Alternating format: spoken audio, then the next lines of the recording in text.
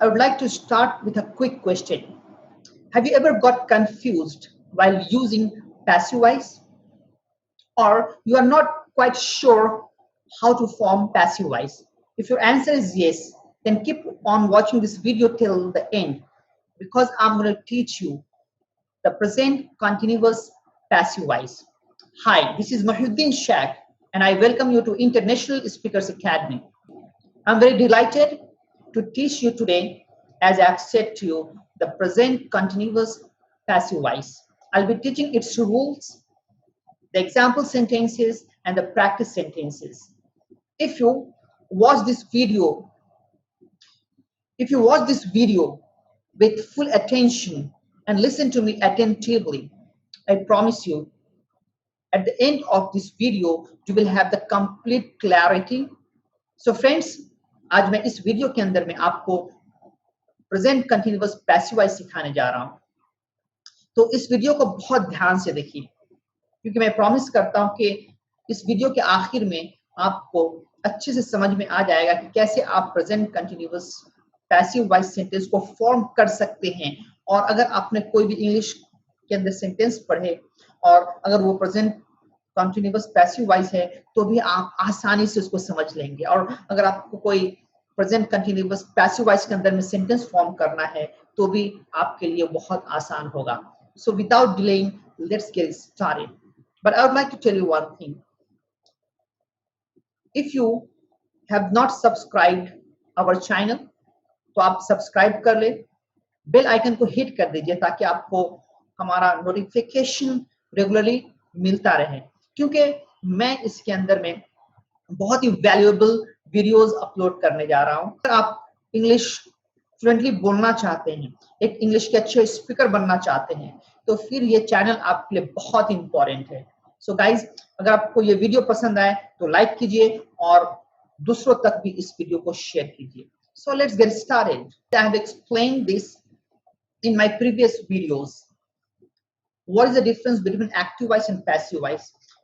Active voice we use when we have to talk about the subject and its action, and passive voice we use when we have to talk about an object and its action.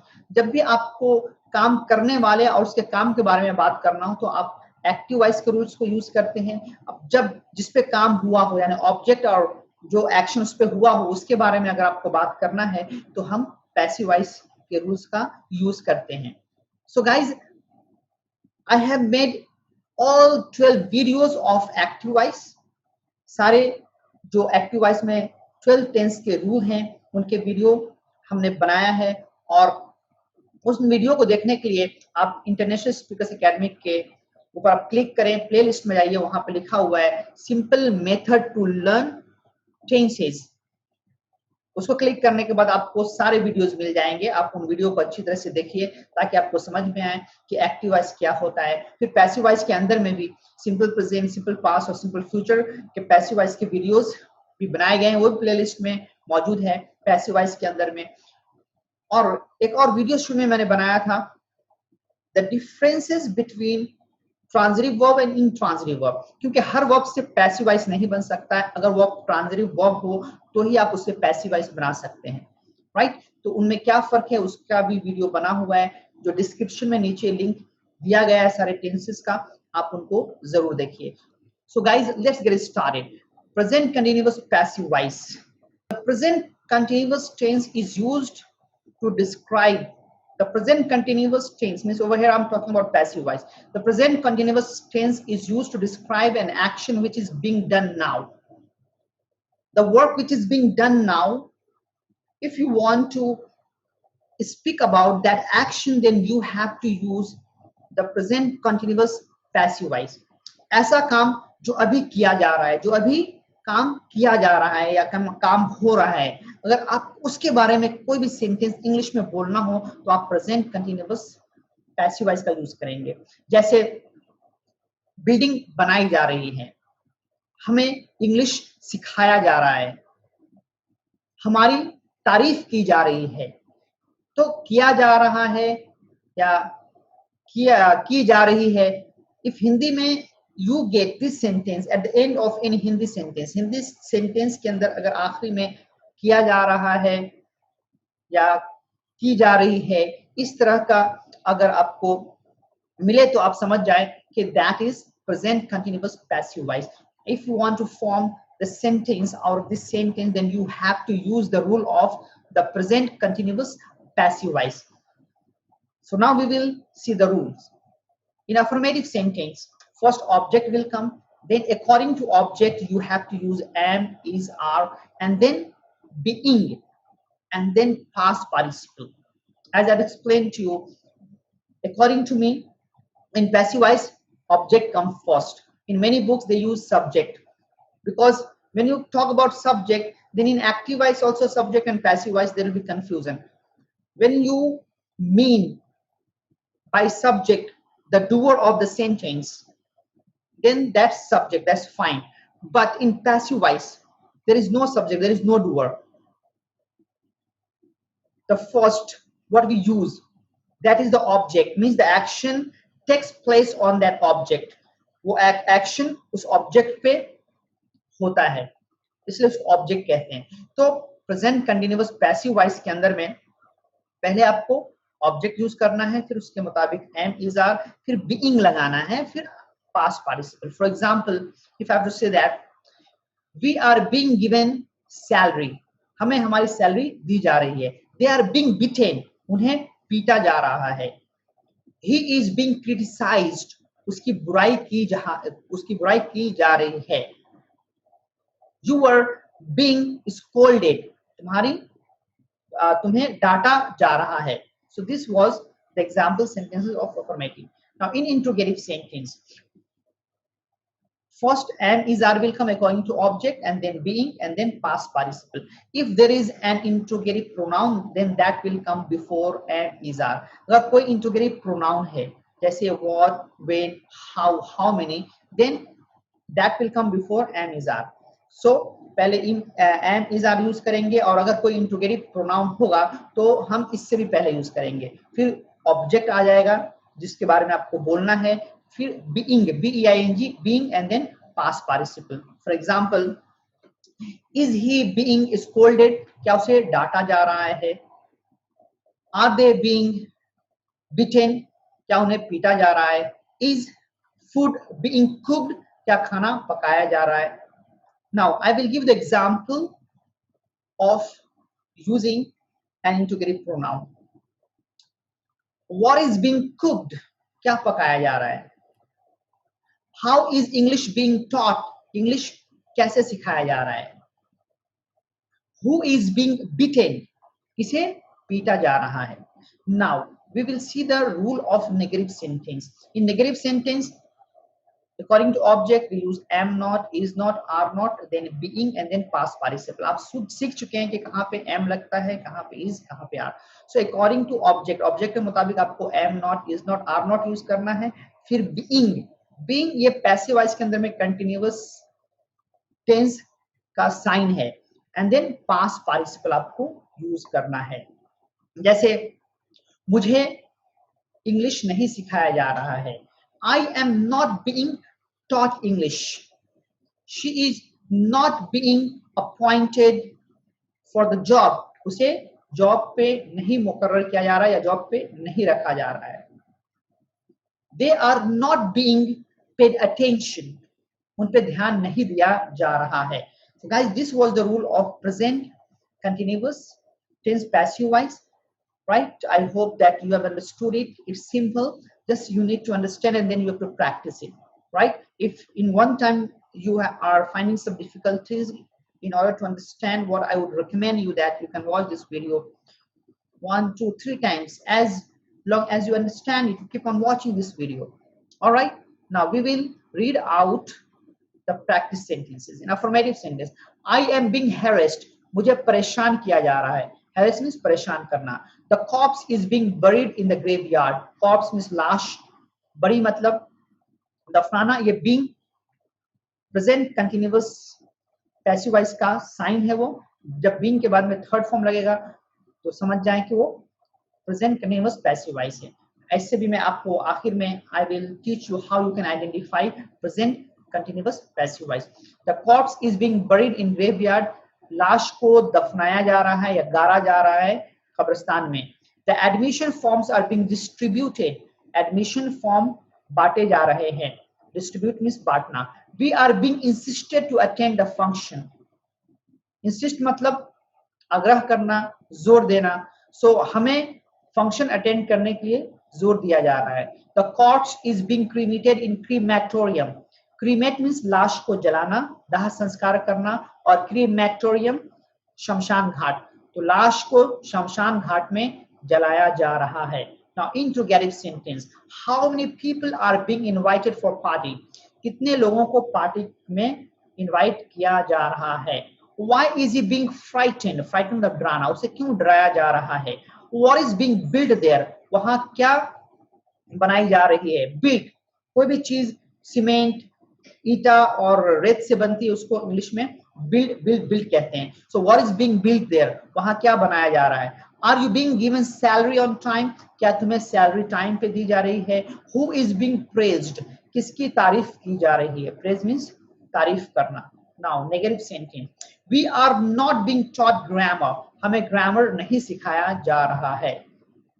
The roads are not being cleaned properly, road अच्छे से ठीक तरीके से साफ नहीं किया जा रहा है। क्लीन साफ करना, प्रॉपरली अच्छे तरीके से। Your opinion is not being rejected, तुम्हारे राय को, तुम्हारे मशवरे को नकारा नहीं जा रहा है। रिजेक्ट मतलब नकार देना, सो तुम्हारे मशवरे को नकारा नहीं जा रहा है। She is not being motivated to read, उसे पढ़ने के लिए उसका जहन नहीं बनाया जा रहा है, उसको पढ़ने के लिए मोटिवेट नहीं किया जा रहा है। They are not being trained for marketing, उसे मार्केटिंग के लिए ट्रेन नहीं किया जा रहा है। Now we will have a look at the question and answer. What is being warmed, warm is गर्म करना, क्या गर्म किया जा रहा है। The food is being warmed, खाना गर्म किया जा रहा है। Who is being beaten, किसे मारा जा रहा है। The robber is being beaten, डाकू को मारा जा रहा है, मतलब लुटेरे को मारा जा रहा है या पीटा जा रहा है। What is being bought, क्या खरीदा जा रहा है। The books are being bought, किताबें खरीदी जा रही हैं। What is being distributed, क्या बांटा जा रहा है। Medicines are being distributed, दवाइयां बांटी जा रही है। Why is he being scolded, उसे क्यों डांटा जा रहा है। He is being scolded for not doing his work, उसे उसका काम नहीं करने के लिए डांटा जा रहा है। Guys, these were the practice sentences. Now I'm going to teach you how you can identify between the active voice continuous tense and the passive voice continuous tense. That's very important. You have to be sure whenever you look at the sentence, you should be able to identify that which tense is this, whether it is active continuous or the passive continuous. So I'm going to teach you. So keep on watching. Active voice and passive voice. Now, as I've explained to you, in active voice, there has to be a subject which execute the action.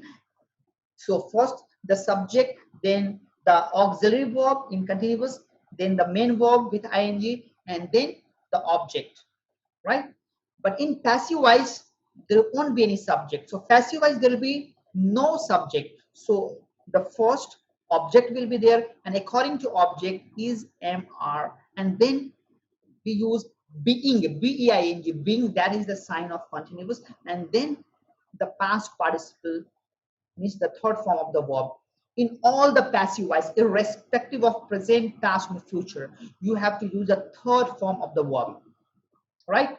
जैसा मैंने आपको सिखाया है, बता चुका हूं कि active voice में क्रिया होगा, फाइल होगा, जो पहले आएगा, फिर ऑक्सिलरी वर्ब इज एमआर, और फिर आपको वर्ब में आईएनजी लगाना है, फिर ऑब्जेक्ट मींस अगर आपको इज एमआर के बाद में वर्ब में आईएनजी लगा हुआ है तो आपको समझ जाना है कि वो प्रेजेंट कंटीन्यूअस एक्टिव वॉइस है।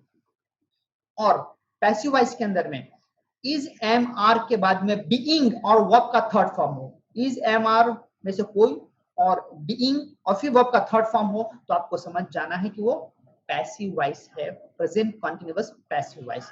अब हम लोग देखते हैं they are spreading the rumours, वो लोग अफवाह फैला रहे हैं। रूमर्स मतलब अफवाह, और स्प्रेड मतलब फैलाना। यहाँ पे दे है जो कि सब्जेक्ट है, फैलाने का काम कर रहा है। सो दे आर स्प्रेडिंग, वो लोग फैला रहे हैं द रूमर्स, अफवाह। The rumours are being spread. अब ये पैसिव वॉइस है इसलिए रूमर्स यहाँ पे ऑब्जेक्ट है। सो ये स्प्रेड जो फैलाने का काम रूमर्स पे हो रहा है। तो the rumours are being spread, the rumours are being spread, अफवाह फैलाई जा रही है। देखिए यहाँ पे आर है, फिर बीइंग और स्प्रेड। तो इज एमआर में से कोई हो, फिर बीइंग और थर्ड फॉर्म हो, तो आपको समझ जाना है कि वो पैसिव वॉइस है। दैट स्प्रेड स्प्रेड स्प्रेड, उसका तीनों फॉर्म सेम है। ही शी इज क्रिटिसाइजिंग यू, वो तुम्हारी बुराई कर रही है या वो तुम्हारी निंदा कर रही है। शी सब्जेक्ट है, इज ऑक्सिलरी वर्ब है, और फिर वर्ब में आईएनजी लगा हुआ है, फिर यू ऑब्जेक्ट है। तो शी, क्रिटिसाइज करने वाला कौन है इसमें? शी, मतलब ये सब्जेक्ट है। इससे पता चला कि एक्टिव वॉइस है, वो बुराई कर रही है। यू आर बीइंग क्रिटिसाइज्ड, अब यहाँ पे यू सब्जेक्ट नहीं ऑब्जेक्ट है। कैसे पता चलेगा मुझे कि ऑब्जेक्ट है? क्योंकि आर बीइंग और फिर third form of the verb लगा हुआ है। इससे पता चल गया मुझे कि ये प्रेजेंट कॉन्टिन्यूअस पैसिव वॉइस है। और फिर मुझे अगर इसका मीनिंग समझना है तो मैं प्रेजेंट कॉन्टिन्यूअस पैसिव वॉइस का मीनिंग समझूंगा, जिसका मीनिंग होगा तुम्हारी बुराई या तुम्हारी निंदा की जा रही है। The masons are building the house, mason मिस्त्री बिल्डिंग बना रहे हैं, सब्जेक्ट है, फिर आप, फिर वर्ब में आईएनजी, फिर हाउस है। ये स्ट्रक्चर एक्टिव वॉइस का है क्योंकि इसमें सब्जेक्ट है और वर्ब में आईएनजी लगा हुआ है आर के साथ में। The house is being built, घर बनाई जा रही है, मतलब घर बनाया जा रहा है। अब यहाँ पे इज है, उसके बाद में बीइंग आया, बीइंग और फिर वर्ब का थर्ड फॉर्म है। इससे मुझे पता चल गया कि ये पैसिव वॉइस है। कौन सा passive voice? Present continuous passive voice. इसलिए मैं इसका जो मीनिंग है मैं पैसिव वॉइस में समझूंगा, हाँ घर बनाया जा रहा है। I am not laughing at you, मैं तुम पे नहीं हंस रहा हूं। ये एक्टिव वॉइस मुझे कैसा पता चला? क्योंकि हंसने वाला कौन है? आई, तो ये सब्जेक्ट हो गया, फिर एम नॉट, फिर वर्ब में आईएनजी है, फिर ऑब्जेक्ट आ गया। अब you are not being laughed at, मुझे पढ़ के कैसे पता चलेगा कि एक्टिव वॉइस है पैसिव वॉइस है?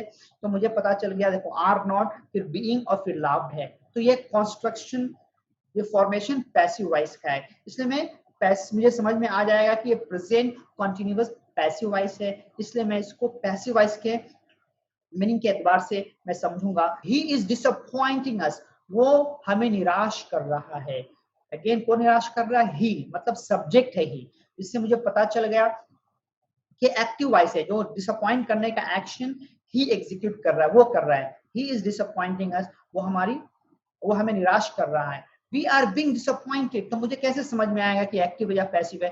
इसलिए मुझे समझ में आएगा क्योंकि मैं यहाँ देखूंगा आर के बाद में बीइंग है, फिर थर्ड फॉर्म है। इससे मुझे पता चल जाएगा कि ये पैसिव वॉइस प्रेजेंट कंटिन्यूअस है, और मैं पैसिव वॉइस के मीनिंग को समझूंगा, जो होगा हमें निराश किया जा रहा है।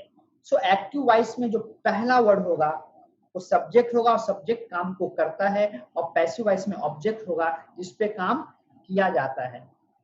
तो अगर subject auxiliary verb is MR, फिर वर्ब में आईएनजी है, तो आपको समझ जाना है कि वो प्रेजेंट कंटीन्यूअस एक्टिव वॉइस है।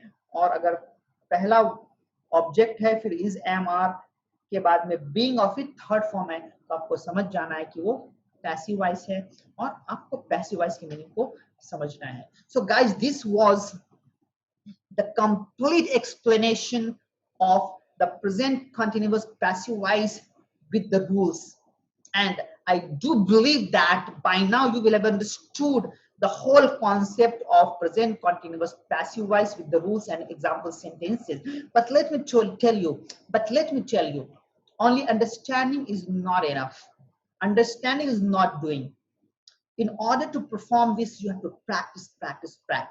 Watch this video 1-2 times and repeat the sentences given in the practice sentences so that your tongue gets comfortable. Many of the times it happens that you have understood it, but your tongue doesn't speak out your understanding. And only you have understood it and you try to speak, yet you find yourself struggling in order to speak such sentences. You are not quite confident. Why this happens? Because you don't have practice. So if you speak out these sentences 5 times, 10 times, 20 times until your tongue gets comfortable to speak these sentences. Automatically you will gain confidence. So guys, thank you very much for watching this video. Keep on watching and learning. I'll catch you in next video. Like this video and share it with others. Thank you.